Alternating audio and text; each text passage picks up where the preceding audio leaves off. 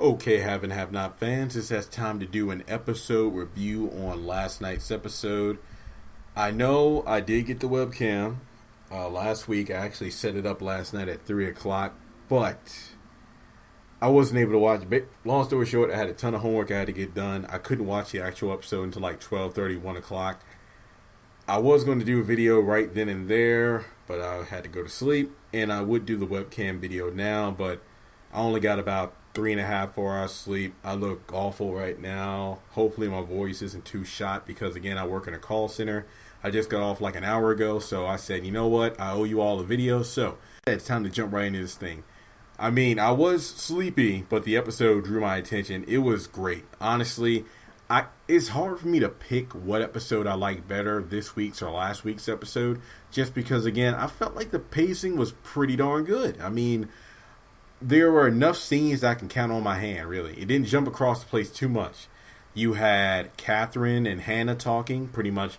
Again, Renee Lawless and Crystal Fox. I mean, I think we all need a Hannah in our lives. You know, somebody who's a Christian, definitely has a firm foundation. Yeah, her life is in turmoil, but the fact that she can like take time out to help a friend like that, I like that. I do feel like it was a bit trying for Hannah to be like, hey, I said I'd be here for you. I'm here now. But then you want to add one more thing. It's like, if you have a genie, and you use two wishes, you use the third one, but then you beg and plead for one more. That's how I kind of felt it was. And ironically enough, in the preview for next week, it looks like, Jim's going to be begging Hannah the same way Catherine was. So I thought that was pretty interesting. But I'll get more to that towards the end of the video itself. So again, just the great acting between Renee and Crystal in regards to, realizing that, hey, Wyatt is dead. And I love the whole Hannah not doing I told you so thing when it came to Catherine saying, you told me in jail, like, if I covered it up, it would come back on me. And again, I mean, you reap what you sow. I feel like, every time Hannah's on the screen, I love that. It's like, dang, now I feel like I got to go back in the scripture, just reread that passage again, because it just resonates so well into the story that Tyler Perry's writing. So I love that aspect of it. And the whole thing, like, I'm not God. But again, that goes to show that as Christians, we never know. We might be the only God somebody gets into their life, so we have to make it count. But also not taking the credit for it, saying that, it's God that does these things. We're everything. Reaping what you sow is the Christian way of saying that every action has a consequence, or karma, as some people might say. So just amazing acting on that part. And then we jump. Again, Brett tweeted me a while ago, and this was a while ago. He said, look out. I can't give you any secrets, of course, but Mitch is going to pull some stunts this season. The fact that he is brothers with the Malones is, oh my gosh. Because I remember when Candace got captured by the Malones, and then Jim was captured by Warlock. I said, I wonder what would happen. I wonder if there will ever be a throwdown between Warlock and his crew versus the Malone crew. We might see that happen, or something similar to that, because Mitch got on the phone, called his brothers, if I'm not mistaken, because it was late, so I was kind of groggy. I think he said something around, putting in a spare tire that had drugs in it, and then planting it in Warlock's car, because he would text the information of Warlock's vehicle to his brothers to give to a crooked cop or something like that. Wouldn't it be hilarious if there was a have and have nots, and if Loving You Was Wrong crossover, and if the crooked cop was Eddie? I know it's probably not. Hey, I shouldn't say it won't. We saw like Meet the Browns and House of Pain, and then Ella and Curtis go on Love Thy Neighbor. So would it be too out the ordinary to eventually see a If Loving You Is Wrong have and have not crossover? Tyler Perry, I hope you're listening. That's a good idea. Put me in the credits for it. Anyway, so that will be interesting enough. But here's what I don't want to see. I don't want to see the drugs get planted in the car and then Benny gets arrested for it. We already saw that in season 1, where David, the detective, and the cop set up Candace's car, but then Benny got arrested. Let's keep Benny out of jail, okay? Now, the Candace and Mitch scene, I didn't see that. I remember the kiss we saw in the preview. I thought it was just something Candace would do just to be sweet, or maybe Pearl would say something about a white guy at a black girl's house, and then she kissed him out of spite. But I don't know. Pearl wasn't out there. She wasn't in an episode, but that doesn't mean she doesn't have her cameras to take photos. So I'm just saying, when she gets that photo, I wonder what her reaction would be. But in any case, the fact that those two have, well, Mitch has cared for Candace for quite some time. She knows that. And it looks like Candace has jungle fever because you had Jim, you had Oscar, Quincy. Yeah, it looks like she upgraded to, white chocolate status, but I digress. Then we get to the bank, and this is exactly how I saw it. Well, maybe not exactly how I saw it, but I said that the only way that Candace is going to sign those papers is because of desperation. Because, again, she was looking through. I'm pretty sure if the banker wasn't rushing her to sign those papers, she would have caught the 14 or 15-day balloon where if she doesn't pay back every penny of that $2 million, the bank is going to foreclose on her house, the tow company, as well as Benny's house. Pretty sure that's how it's going to go. I mean, that was great. The fact that everything was pushed and it worked. Because, again, he was being pushy, but due to her being desperate for that money with the gun pretty much right across from Benny and Warlock's lap, hey, she's going to get the money, but because even in the preview, I think an hour had went by because Benny said in 1 hour, if I don't get a call from Harrington, I'm going to see him to get my phones back on. So I'm pretty sure, based off the preview, again, Warlock is going to stop Benny from leaving because he wants to get proof that Candace, his sister, has the money. So, I mean, Warlock is I am kind of pissed off at Warlock. Don't get me wrong. John, you're playing the character well, but I always saw Warlock as Benny from the other side of the tracks in terms of Candace's life, where Benny was the brother at home, where Warlock was the brother in the streets, to keep watch over her. But then to see how he does Candace and threatening Benny, because I thought they were cool, especially the fact that, he was willing to get him and his crew to beat down Quincy at that strip club after he had hit Hannah. But then to see how he's going to have Benny's life on the line just as a ransom for the money, I didn't really like that aspect of it. So if there was an overlying theme of this episode, or I guess you could say a lesson to take away from the episode, aside from the Christian values for Hannah, is that family will screw you over the most.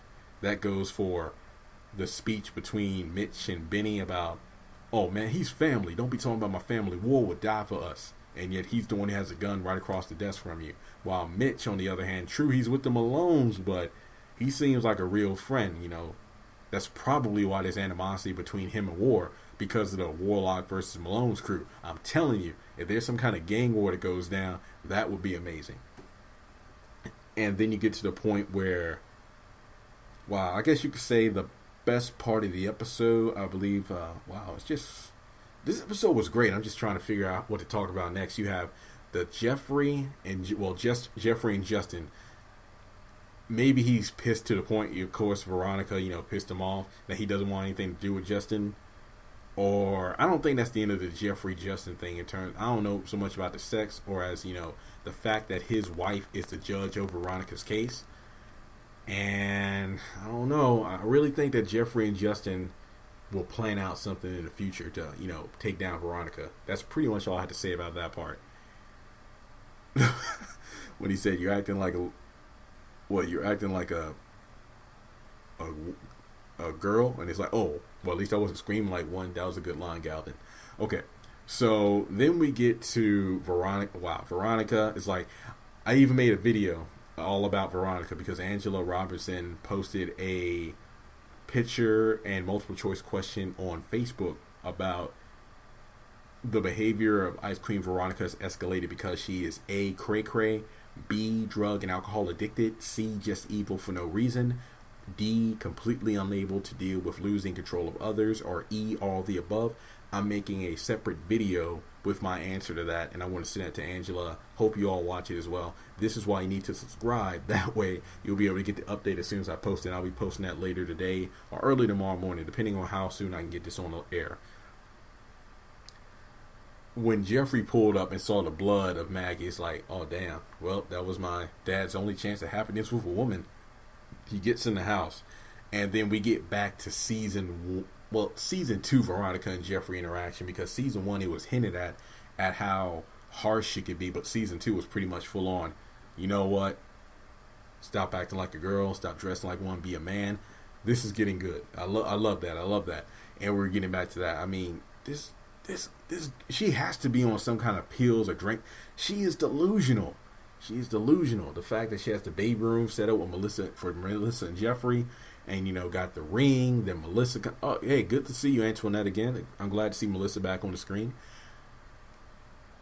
I love just the dialogue where Jeffrey, it's like when Veronica's like, when the lady enters the room, stand up, and then Jeffrey gets mad, so he kind of like steps up like a little kid, like dun, dun, like that. That was pretty cool. And then the kissing scene, man, the preview for next week. Yeah, now that's what feminine lips taste like. I can't wait to watch that episode. Veronica is a trip. She is definitely a trip. But again, you can only push Jeffrey back. It's always the quiet ones now. You can only push him back so far. And like he told Candace, if I was conniving and whatnot, like you and my mom, I'll be smarter and better than all of you. I think that's going to happen. I think because, again, in the preview, and that goes back to something I said in the blog a while ago, I would really like Melissa, and I'm pretty sure fans would too, if they teamed up against Veronica because she wants to help her parents. And in the preview for next week, she even says that as long as I get money to take care of my parents, I'll gladly take care of that bitch mother of yours. That's what I'm talking about. I feel like Jeffrey is getting his chess pieces together, and things are trying to. Oh wow! I just thought of something. Remember that the game of chess between Candace and Jim was the foundation of the show, and at the end of season 2, the episode, the one where Amanda shot herself, the episode title was Checkmate, and that's where Candace stole the king by kidnapping Jim with Warlock's crew. So instead of it being a Jim and Candace thing, it's more of a Jeffrey and Veronica. Wow. See, look at that. I'm making a video. I already just thought of something new. You're trying to knock over the Ice Queen Veronica. Wow. I really should start playing chess again. This is amazing. Sorry about that. Just had a brain blast, if you will. Jimmy Neutron reference. But, I mean, I don't know. She's a tough queen to take down, that's for sure. We haven't seen her mom. I don't know. I really want to see Veronica's mom just to see if Veronica is like her parents. I just want to see. That would be cool. Huh. Now, the last part of the episode, if I'm not mistaken, going over, I believe this is the last part, when Hannah goes to the jail. Now, here's what I liked but didn't like. I thought that of all people, I thought Hannah would be the only one he would be happy to see because, I thought they had made some progress in terms of their relationship or interaction with each other last season when Hannah comforted him over, the cleaners in Amanda's room. And then for him to just show his ass like that, come on now. And all right, here's what I liked, but I did not like the fact that he had to hear about his son dying, but I did like the fact, and again, this is John and Crystal, that was a great scene. Jim showing his ass like going off, and Hannah's like, "Look, are you done?" I felt like Kevin Hart, like, "Are you done? Are you done? For real? Are you done? Are you done? Okay, I'm about to lay you out." No, that wasn't the case. Jim literally going off. That interaction right there between Hannah and Jim, it reminded me of towards the end of season 2, where Celine confronted. No, actually, Carlos went over to Jim's house. That's where Celine and Jim, they were in the same room. And then the next episode. Oh, wow. Yeah, this. See, look, I'm having another brain. This is Tyler Perry tying it all together. Hear me out on this one. Remember, that's when Carlos was like, "Look, I've been waiting and waiting my whole life for you, Dad. I don't need you. Screw you." And he's like, "We'll be waiting," and he leaves. So he lost his son right there.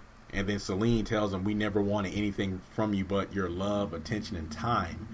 But then Jim is like, "Oh, it's all about money," and he goes off on this rant.